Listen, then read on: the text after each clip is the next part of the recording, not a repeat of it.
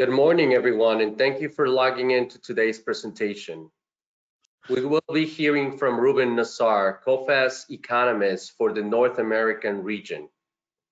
Reuben will share with us critical information regarding the economic impact of the current COVID-19 pandemic globally, as well as specifically for the United States and Canada. I would like to go over a few items before we get started. We've taken a screenshot of an example of an attendee's interface. You should see something that looks like this on your own computer desktop in the upper right corner.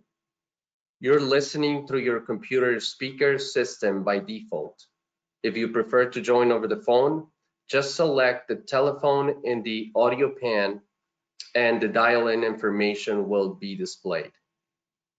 You will have the opportunity to submit text questions to today's presenter by typing your questions into the question pane of the control panel. You may send the questions at any time during the presentation. We will collect these and address them during the Q&A session at the end of today's presentation. At this time, I would like to introduce Lee Spurrier, Coface Chief Sales Officer for the U.S. region. Lee will provide a brief overview of Coface before we get started. Lee. Marco, thank you, and welcome to our guests joining us today via the web here. Coface has been hosting a series of webinars more frequently given the pandemic conditions. And many of those early webinars were just for our customers who wanted to give more insight to and help them manage their business. But we've opened this up now to external businesses too. So we want to take a few minutes and just let you know who Coface is. So Coface is a financial services company. We're a global company. You can notice on the right-hand side, we have a broad geographical footprint. We're in 66 different countries. We have over 4,000 employees and 70 nationalities. Coface's business is really centered around business-to-business trade. The core of our business is something called trade credit insurance, and that's a mechanism that businesses can use to manage credit risk exposure to other businesses. Our financials are in front of you today. We did just shy of 1.5 billion euro in revenue in 2019, the bulk of which was in credit insurance.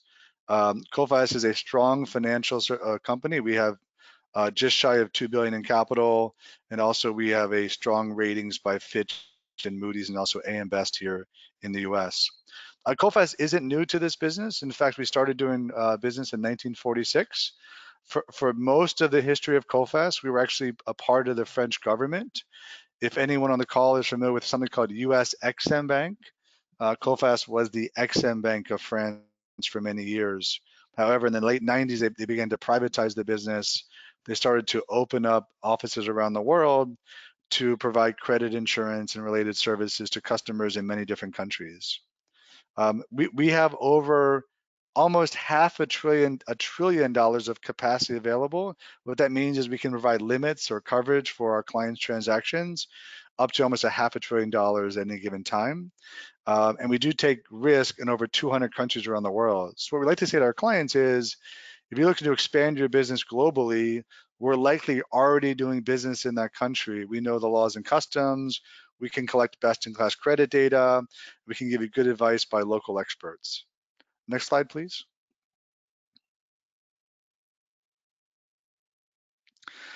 This gives you an idea so again, for those who don't know Coface very well, this gives you a nice view on our business. So we have over 700 underwriters and analysts around the world.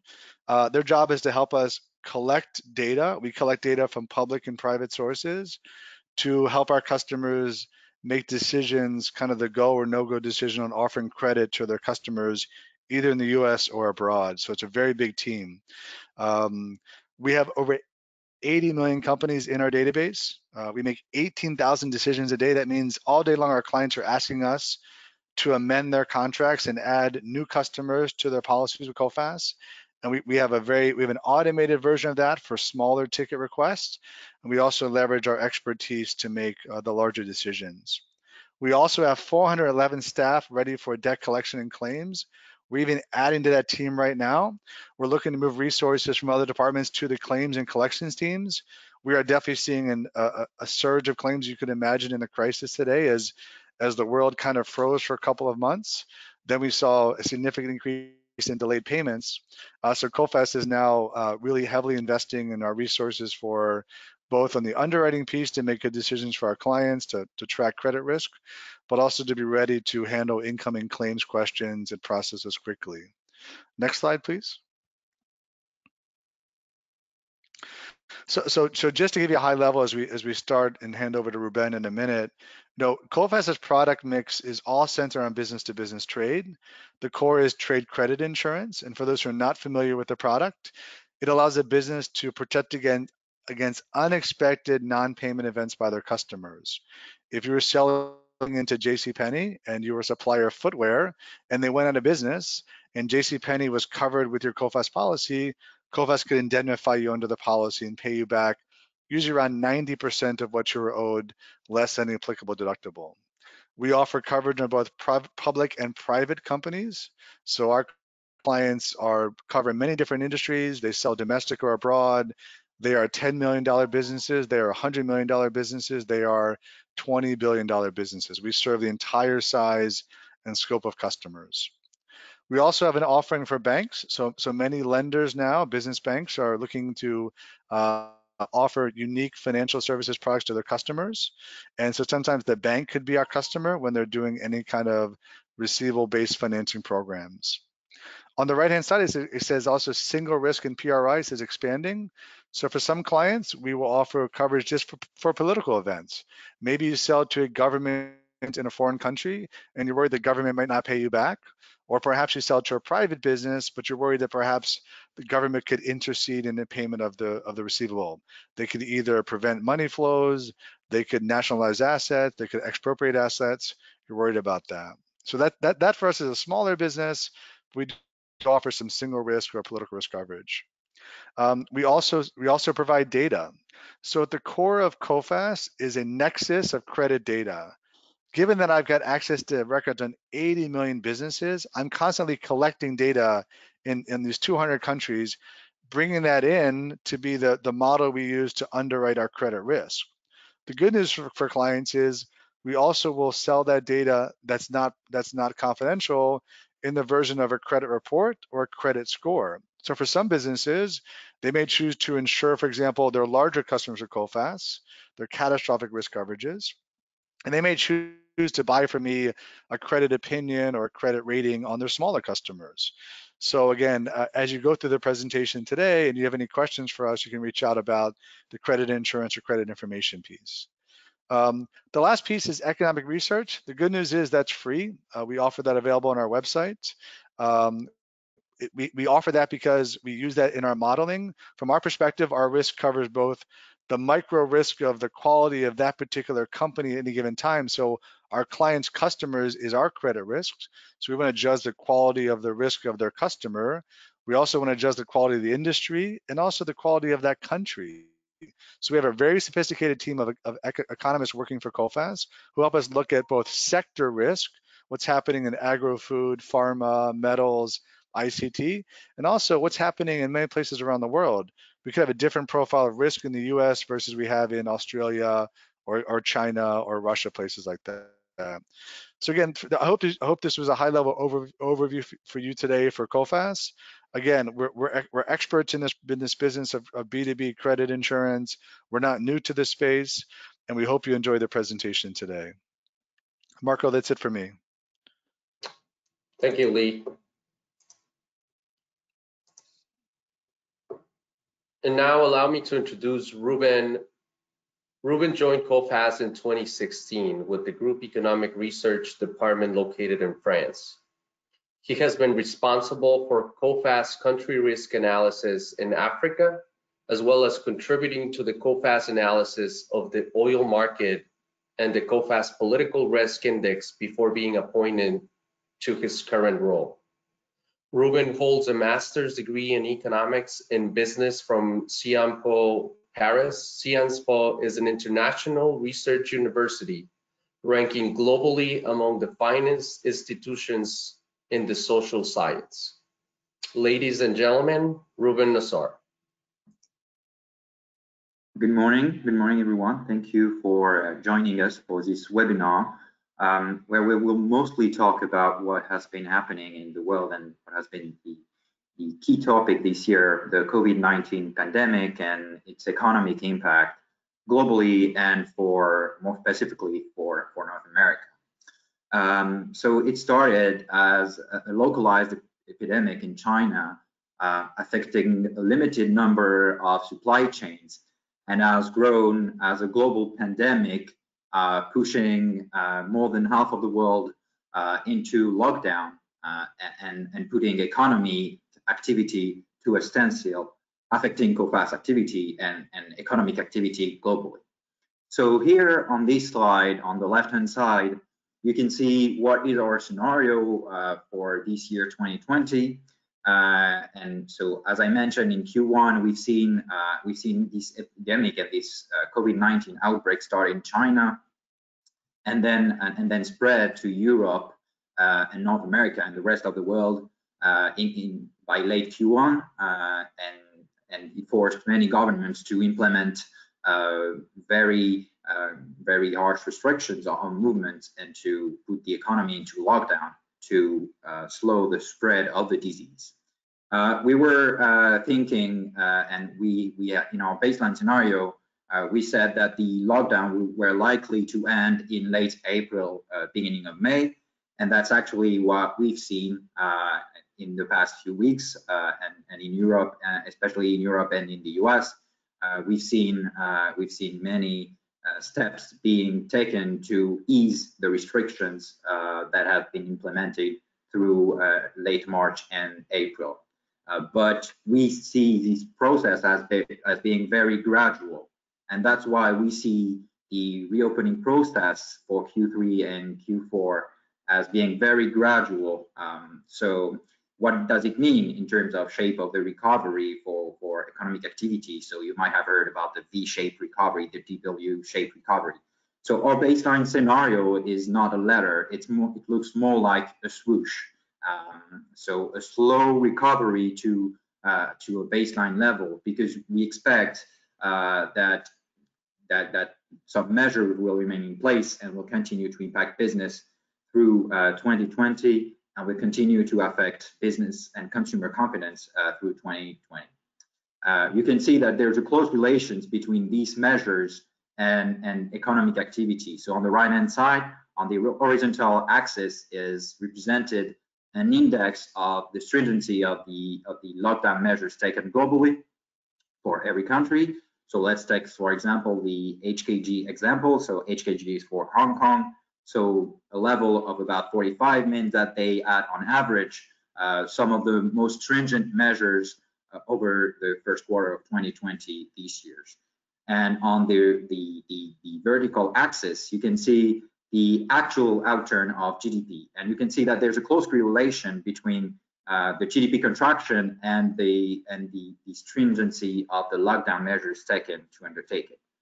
You can see in green the North American countries with Mexico, Canada, and the USA, and you can see that the measures taken in North America, either because they started a bit later than in Europe and in Asia, and also because they were effectively less stringent, that they are more on the left side of these charts, and that they started that the contraction in economic activity was a bit slower than in other countries. Yet the GDP contraction in the US and Canada was the largest one in both countries since Q4 of 2008. So it tells you a lot about the impact and the severity of these crises. So if we can move on to the next slide, you'll see that we see this crisis as being the sharpest downturn in economic activity since the Great Recession, and with our March forecasts for world GDP to contract by 1.3% at the global level. And on a case-by-case basis, you can see that we are seeing major contraction in economic activity in most countries, and especially in advanced economies. And you can see with the dark blue lines for most countries, and if you focus on the US, that we expect this downturn in economic activity to be even sharper than the 2009 contractions. And that was our March forecast. Since then, we had more accurate information, and our scenario has been refined a little bit. So we have revised downward these forecasts, and we will release them on our websites in a couple of weeks. So currently for the US, we are forecasting a 2.9% contraction in GDP for 2020. In Canada, we are forecasting a 3.5% contraction in GDP. Both these outturns are the worst would be the worst in post-war era already, even before our downward revision that will be released on June 8th. So if we can move on to the next slide, we will see a little bit more on the US and on the US figures. So as you can see, and as I mentioned, the lockdown in the US started in late March, in the second half of March, but already you can see that it impacted quite deeply economic activity with the GDP figures and contracting by an annualized rate of 4.8% in the first quarter.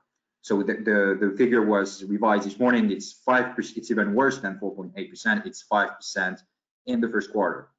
But as you can see on the right-hand side chart, we can, with more frequent data derived from the Purchasing Manager Index, which is a gauge of economic activity, we expect this level of activity to be even slower in the second quarter of 2020, and we expect the contraction in economic activity in the second quarter to be as high as 40% annualized rate contraction in the second quarter of 2020. So that would be by far the worst contraction ever recorded in the US. We expect something similar in Canada as well, and in most European countries. So it tells you a lot about how unprecedented this crisis is. It's both fast and very severe. And contrarily to past recessions, especially if we look at the 21st century recession that we had so far, so the 2000-2001 recession and the 2000-2009 great financial crisis, both of these crises came from the financial credit crisis, whereas this crisis is a direct shock, a real economic shock. So it makes it very different, and it makes it more rapid, and it's spreading more rapidly to the overall economy. And it's also more severe because it put the entire chunk of the economy at a standstill. And it is having a big impact on businesses. If we move on to the next slide, you can see our forecast for business insolvencies and business bankruptcies globally. With GDP forecast slowing, we expect business bankruptcies to increase at an unprecedented rate since the great financial crisis of 2008-2009. At the global level, we expect bankruptcies to rise by as much as 25%, and these increased bankruptcies will be driven by the US, as you can see on this chart, with 39% increase in bankruptcies forecasted for the US this year. Again, these are our March forecast, and they will be updated in a couple of weeks. So we will show you and we will share with you the updated figures on June 8th. But already you can see that these figures are at the global level and in every country's coming in a sharp contrast with what was seen last year, and it's a totally different story than last year, which was already marked by a slowdown in economic activity and a recession, but in the manufacturing industry.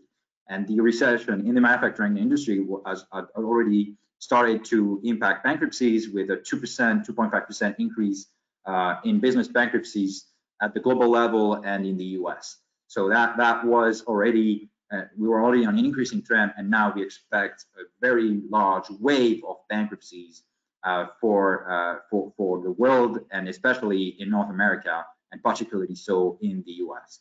But if we look at the figures that we've seen so far in the next slide, with the first quarter bankruptcy figures, well, you can see that they actually increased. So they increased by about 6%. Business bankruptcies increased by about 6% in the first quarter of 2020.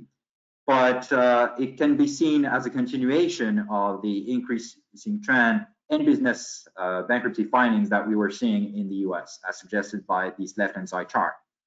And when looking at the monthly data, it becomes even more clear that we haven't yet seen the full impact of the COVID-19 crisis on bankruptcies in the US. You can see that business bankruptcies in March were actually did not increase at all.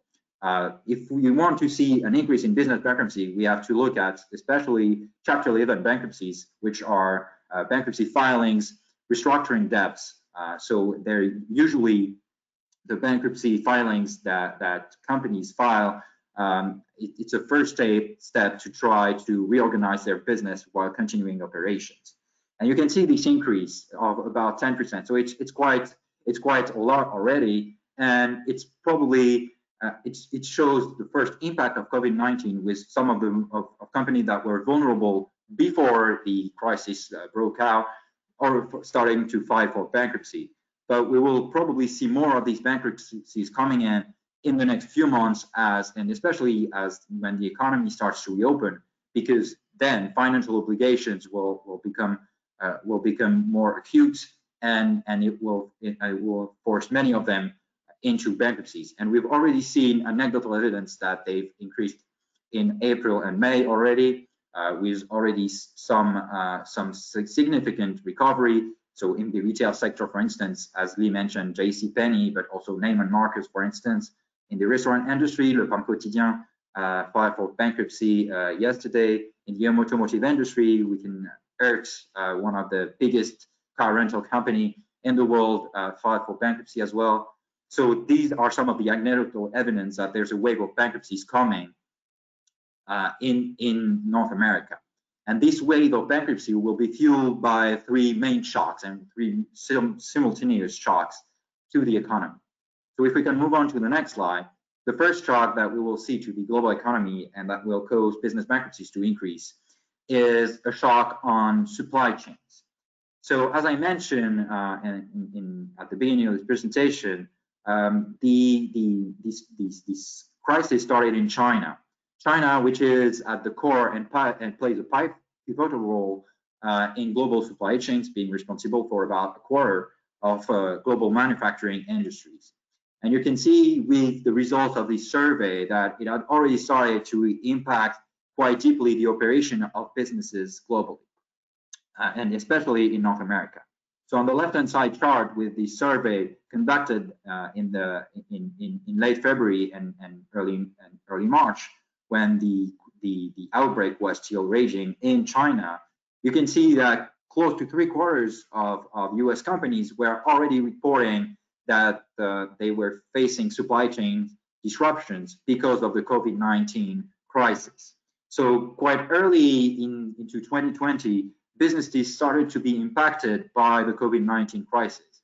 And as the pandemic spread globally, these supply chain disruptions became even more acute, with supply chains with links in all Asia being affected, with supply chain links in Europe being affected, and also supply chains with links in North America and domestic supply chains being affected by plant shutdowns being implemented to try to slow the spread of the disease.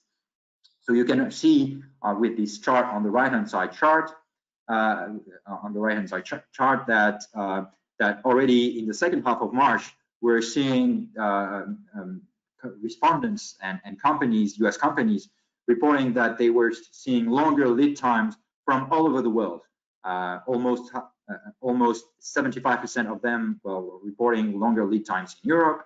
And already in the second half of March, when shutdowns were starting to be implemented and stay-at-home orders were starting to be implemented in North America. Already close to 40%, about 40% of US companies were reporting longer lead times, a problem that became even more acute in April, especially in some sectors.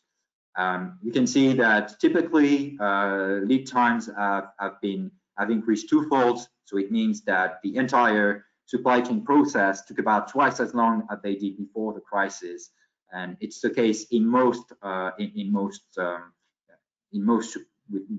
most supply chains. So having said that, the supply chain disruptions is having a very different impacts considering the sectors. First, we have to look at the inventories level, and when you look at it, well, most industries have about 1 month's worth of sales of inventories in their inventories. So it means that they had some of the stocks to cover for this crisis. But some sectors are very vulnerable. I'm thinking of the textile and clothing industry, which has less than 2 weeks worth of inventories of sales in its inventories. So that's one of the sectors that is particularly exposed to the supply chain disruptions. And some other sectors are being exposed, but these are the sectors that are quite resilient to the COVID-19 crisis. These are the pharma sector and the agri-food sector, because in these sectors, actually demand was more resilient, whereas in other sectors, demand collapsed. So inventories level were not as critical. So that brings me to the second shock to the world economy that is having an impact on business bankruptcies. This is the shock on demand. So if we can move on to the next slide, we can see how this demand shock is unfolding, because this demand shock is twofold. So first, there's this demand shock is coming from the shutdown, with most people being forced to stay at home or having to restrict their movements. Well, they are changing their behaviors and are being forced to put the money that they get into savings. So it's changing a lot the consumer's patterns. And you can see that a lot of people have to cancel or change their travel plans because, well, we don't want to travel and we were not able to travel in the past months, and that's still the case. But also, interestingly, you can see that most people decided to put off large purchases because of the uncertainty created by the restrictions that were put in place by the COVID-19 outbreaks and by governments to try to contain the spread of the disease. And you can also see that it affected the consumer spending patterns. On the right-hand side chart, you can see the March personal consumption expenditures. You can see that overall personal consumption expenditures collapsed quite dramatically by 7.3% compared to February.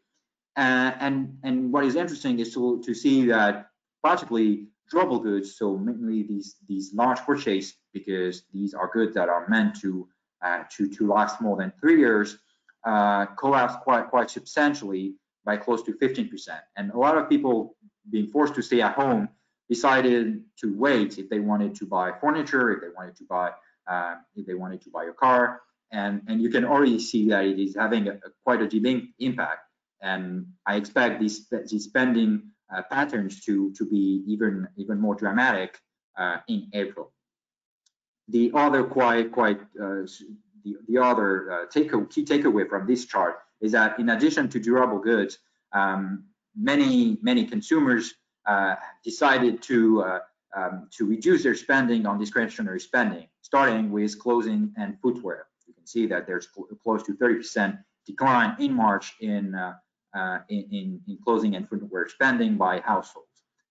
In contrast, you can see that spendings for food and beverages to be consumed at home increased by close to 20% because people were stockpiling to try being forced to stay at home and fearing that they would see some shortages of some essential items. So this is the first aspect of this demand shock. But the second aspect is a bit more worrying for this recovery, and it explains a lot why we expect the recovery to look like a swoosh and to be very gradual. So if we can move on to the next slide, it's because this crisis is having a very deep impact on the labor market. So prior to the crisis, the US and the North American labor market was quite strong. In both Canada and the US, the unemployment rate was at multi-decade low, and it was supporting wage growth and the income of households. But you can see that in the span of just 2 months, well, the unemployment rate jumped from multi-decade lows to multi-decade highs. In the US, it has increased to close to 15%, and evidence from the weekly jobless claims figures suggest that this number will probably continue climbing in May and could even be higher than 20% according to the figures that we've seen in the past 4 weeks. And you can already see that it is having an impact on consumer confidence with this blue line on the right-hand side chart, and on the disposable personal income, which has already decreased by 2% in March of 2020. So these effects on the labor market are probably going to leave a legacy of this crisis through 2020 and 2021. I will probably explain why the recovery will remain cautious, because consumers will stay cautious because their income will have been affected by this crisis, and it means that the recovery will be slow. So these double whammy of supply and demand shock will have a very deep impact on all sectors of the economy. But one of the sectors that will be particularly impacted by this COVID-19 shock is the energy sector, because the demand shock that we're seeing on transportation and on demand for good is causing a third shock. It's a shock on commodity prices, and if we move on to the next slide, you will be seeing these more. You'll be able to see this.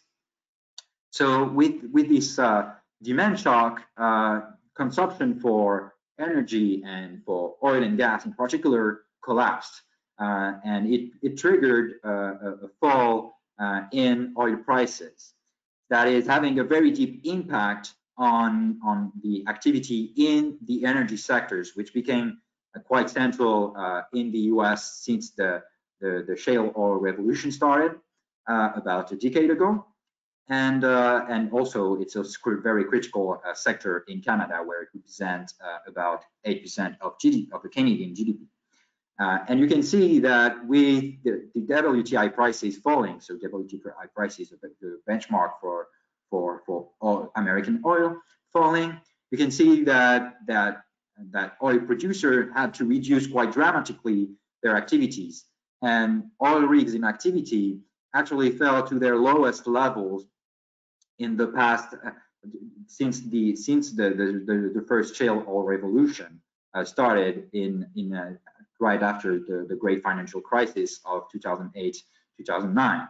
And you can see that the cut in new rigs is matching the one that we've seen during the 2014-2016 period, when we saw the first downturn in oil prices, Prices had recovered, helping the oil patch to recover and propelling the U.S. as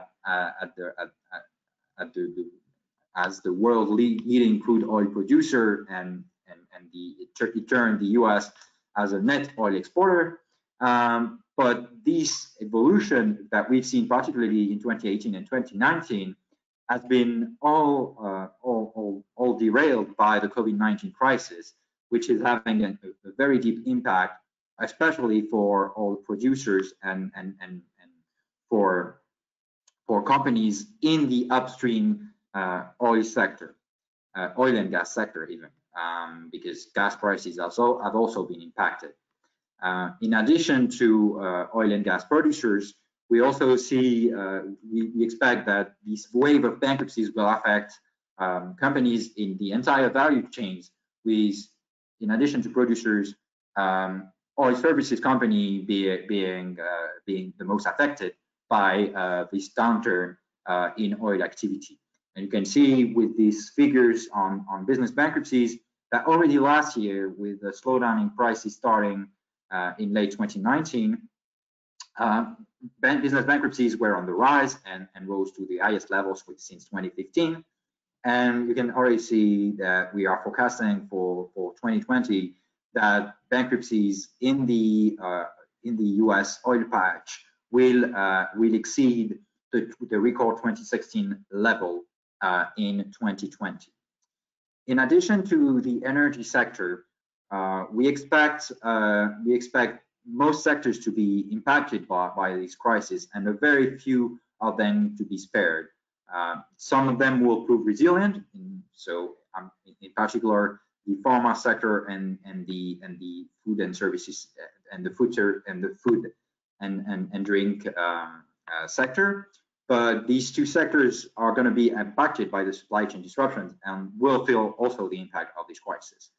But most of them will feel a very deep impact of the crisis. And if we can move on to the next slide, you'll see that we currently see the transport and the retail sector as being the worst hit sectors and the one that will probably take the longest time to recover from the current crisis. With the left-hand side chart, you can see that that travel's numbers have been quite dramatically reduced in 2020 as a result of the COVID-19 pandemic and of the results of the measures taken by governments globally, and especially in the US. You can see that travelers going through TSA checkpoint decreased quite dramatically compared to the 2019 level, falling as low as a few 100,000 people crossing these checkpoints every day in comparison with about an average of about 2.5 million people going through these checkpoints every day last year. You can see also that that with this left-hand side chart that there's a small recovery in the past few days and weeks as the economy in the US starts to reopen and as restrictions on movement starts to ease. But you can see that we are still very far from the normal level of operation, and we believe that it will take at least a year for operations to return to normal, because we expect that for the foreseeable future there will be some restrictions especially in air transport, and it will probably reduce seat capacity in the next few months. We also expect that reduced consumer disposable income and willingness to travel during with this sanitary crisis will impact demand for travel over the next 12 months. Consumer behavior will also affect very deeply the retail sector. You can see with the right-hand side chart that retail sales fell by close to 13% in year-on-year in April. That's the deepest fall ever recorded in retail sales in the US. But even as stores start to reopen in many states and provinces in Canada, we expect the growth in retail sales to continue lagging behind and to continue being slow, because, as I mentioned earlier, disposable income have been reduced quite substantially as a result of this COVID-19 crisis, affecting consumers' ability and willingness to spend. And we are already seeing these type of slow recovery taking place in retail sales in China, where retail sales is lagging behind despite the economy surrounding reopening more substantially than in other parts of the world. So that's why we expect this sector to be very, very deeply impacted, especially as it is also facing a lot of challenges currently with very high debt levels that are a legacy of the past 10 years that is causing a lot of bankruptcies in that sector, and also because of changing consumer behaviors, with, for instance, the rise of e-commerce that is also having a huge impact on the retail sector. So these are for the impact of the COVID-19 crisis.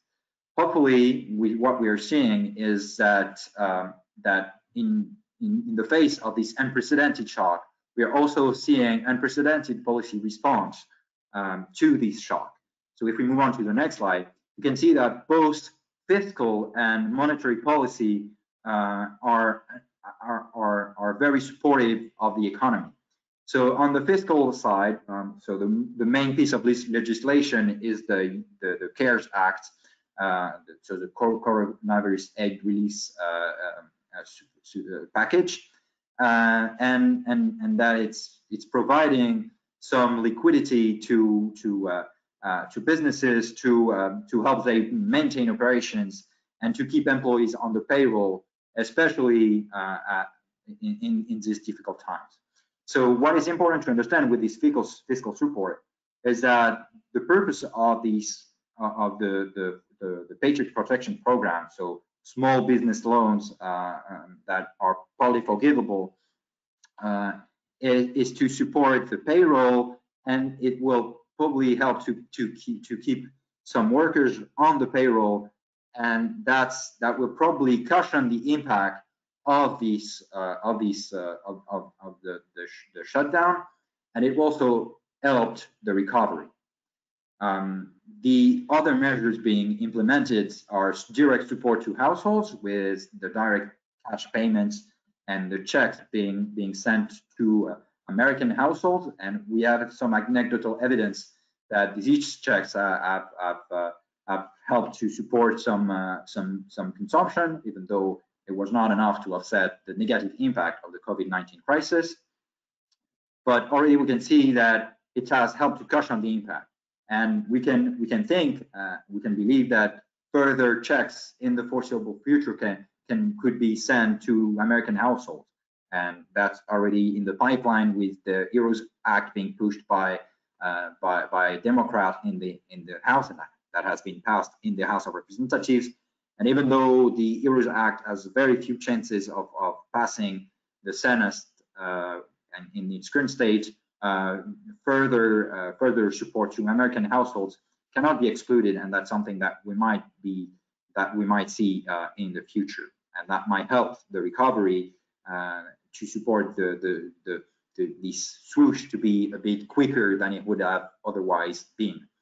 And the second part of the support is on the monetary side, and especially in the US and Canada, it takes we don't implement negative rates like in Europe, for instance, but there's an expansion of the balance sheet with asset purchase programs that aims to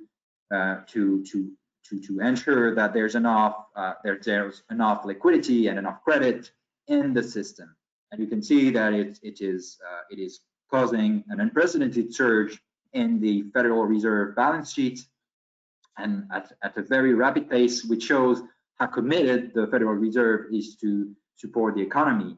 And we know that more support will be coming from both the U.S. administration and the Federal Reserve.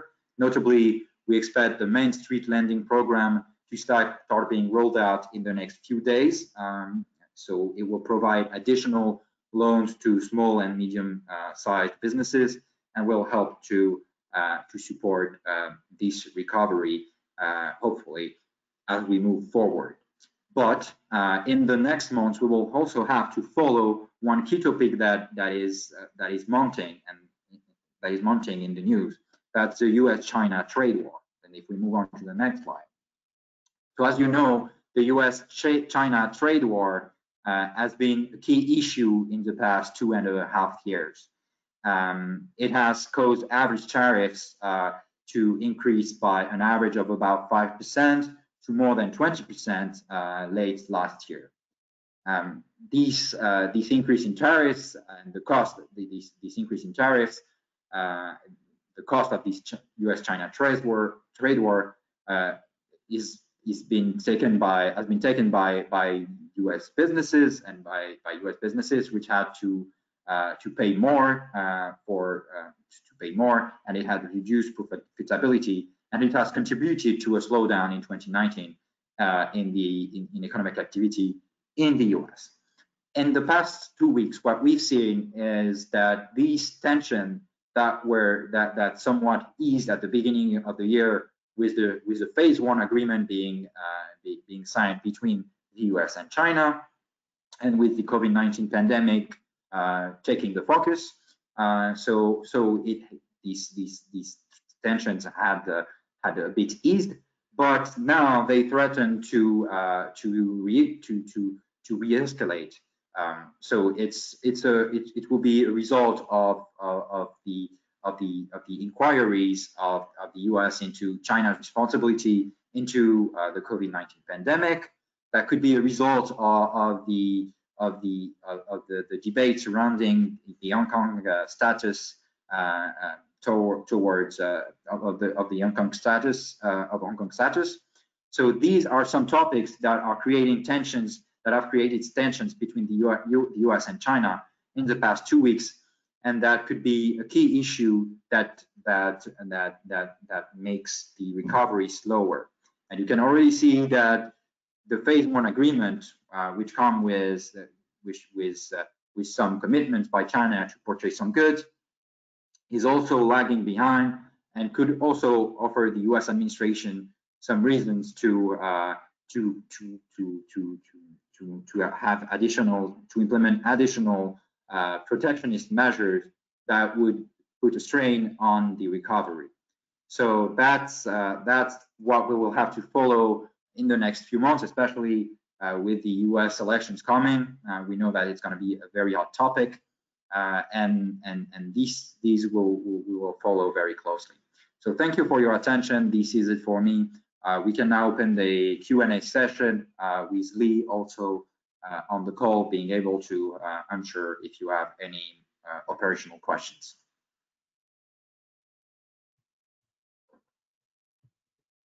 Yeah, thanks, Ruben. I'd like to remind everyone that you can submit questions by typing them into the questions panel.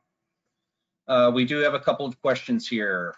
This is a question for Ruben. How long is the U.S. recession expected to last? So I think what is going to be this recession is probably going to be one of the slowest, the shortest in the U.S. history. So technically, in the U.S., it's a bit different than in other countries. In other countries, for recessions to be declared, you need to have 2 consecutive quarters of contraction in GDP.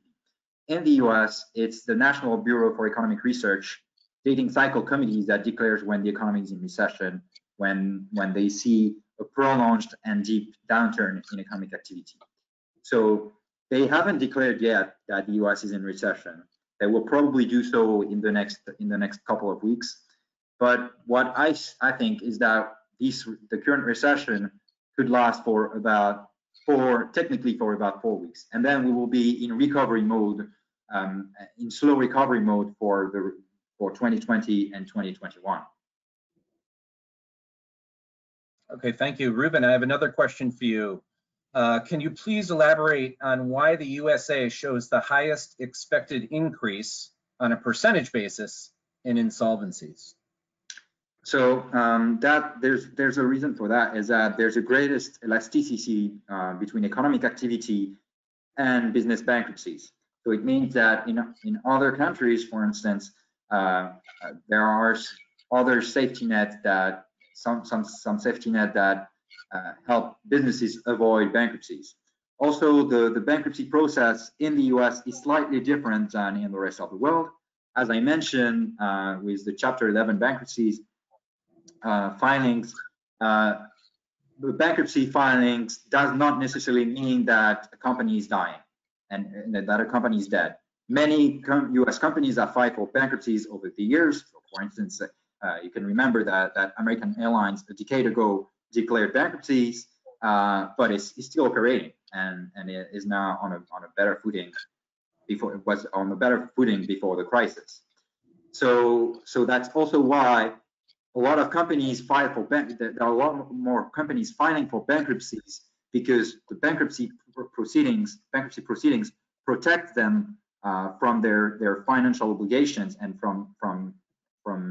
they actually protect them as they restructure their debt and grow a bit stronger before either returning to activity or filing for Chapter 7 bankruptcies, which would mean the liquidation of all assets of the company and the death of a company. So that's why there's this difference between the US and the rest of the world. Okay, thank you. We have another one here for Ruben. Based on the US relying on products from China, do you feel this will increase more manufacturing from the US, and to what degree? So I do think that we will have a push for a relocation of the manufacturing process. Anyway, we've seen that push in the past 4 years with the President Donald Trump administration. But our view in Coface is that it's going to be difficult. It's going to be difficult to implement, and that this push for relocation will give very limited results. Actually, yesterday we released a publication on world trade, dealing and talking very specifically about this issue. And in this paper, we argue that relocation is difficult because first there are the input costs are going to be higher in the US and in other parts of the world, making relocation of supply chains very difficult and more expensive. The second reason is that you still have to rely on commodities and commodity sources and primary resources, and these you cannot. You have to rely on other countries. So that's why we believe that this push will provide very limited supply. We do think that there will be some more diversifications away from China of the supply chains. So we've seen this taking place in the past couple of years with the US-China trade war, with more companies trying to, especially in the ICT sector, so in the information communication technology sector, and in the clothing textile industry, moving away from China to places like Vietnam, to places like Bangladesh for the textile clothing industry, for the ICT sector moving to Taiwan, the pharma sector trying to move more and more towards India. But this diversification will not replace and means that we will continue. The US will continue to rely on foreign inputs for its supply chain. So that's why relocation will provide very limited results. I encourage you to download our free publication that we released just yesterday. That is on this very topic. Okay. I think we have one more question here. What will be the role of governments protecting trade transactions? And do you see any change in government's behavior towards traders? As it is known that currently, in case of payment default, Canadian government reimburses the seller in case of export. Okay, so so in Canada, so just to give a little bit of context, there are some in many countries in the face of the crisis. Many governments are stepping in to provide support to the trade credit insurance business to help trade credit insurance continue, and trade finance to help to continue its operation and help and help businesses. In most countries, these supports are guarantees are guarantees being provided by governments on the operations of trade finance companies. So that's the case. That's the case, for instance, in many European countries, in France, in Germany, in Belgium. They passed such schemes. In Canada, EDC, so the Export Development Canada, so a government-run export credit agency, the government export credit agency, is providing these guarantees to the overall sector. But in the US, there's no such schemes in place, so it's not gonna provide any support. But these supports in other parts of the world are providing useful and will help us to continue our activities and to provide cover to our clients in the face of these very severe shock for many of our clients. So it's proving helpful, these type of support, but we don't have it yet in the US. And well, so that's something we're trying to see if it's possible or not to have this support, but nothing's confirmed yet, and we don't know yet what discussions are going to yield. So we'll have to wait to see if it can help the trade finance industry. But in Canada, it is proving helpful because it gives more capacity to operators in trade finance.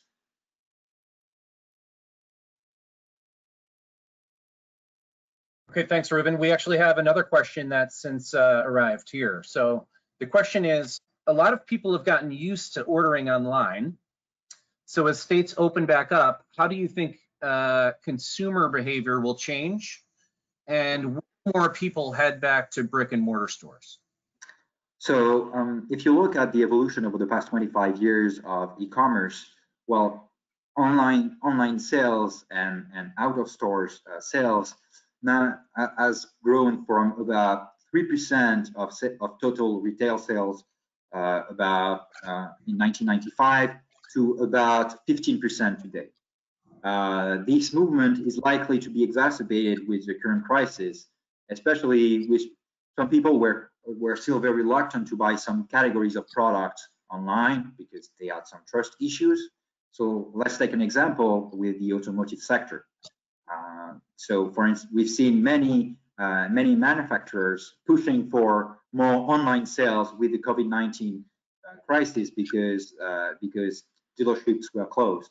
So it might help to break some psychological barriers and continue to and contribute to the increase of the market share of online retail sales. But two things. First, you have to notice that online retail sales represent 15% of total retail sales. So it's most retail sales are still made in brick and mortar stores. So that's the first key takeaway that you have to keep in mind. The second one is that the movement of declining brick and mortar stores, and especially the decline of very big department stores, is taking place on the long term. You can see that the department stores in particular have been particularly affected by the rise of e-commerce, and they've been the first type of retailers to bear the brunt of these changing pattern. And that's why we're seeing, that's one of the reasons why we're seeing many of them continuing to file for bankruptcy, and that's why we're seeing many of them in the first months of this crisis filing for bankruptcy. It's because they were already very exposed to these risks, and with this evolution of increased online retail sales that will be exacerbated by this crisis, it's probably going to continue in the months to come. with some exceptions in some segments. We know, for instance, and that's the case, for instance, in the luxury segment, where we know that they rely very much on the customer experience and on the in-store experience. So that's one of the brick and mortar retail places that might be more resilient. Okay, thank you, Ruben. Well, our time is up. I'd like to thank all of the participants for their questions. And I'd like to end by actually reading to you, Ruben, a comment that we received here in the panel. Just wanted you to know that you delivered an excellent presentation. It was very helpful and interesting. And I'd also like to remind everyone that they can download today's presentation and handouts right here in the webinar. So if you refer over to the right side of the screen, you should be able to download the documents. So thank you, everyone, and have a great day. Thank you, everyone.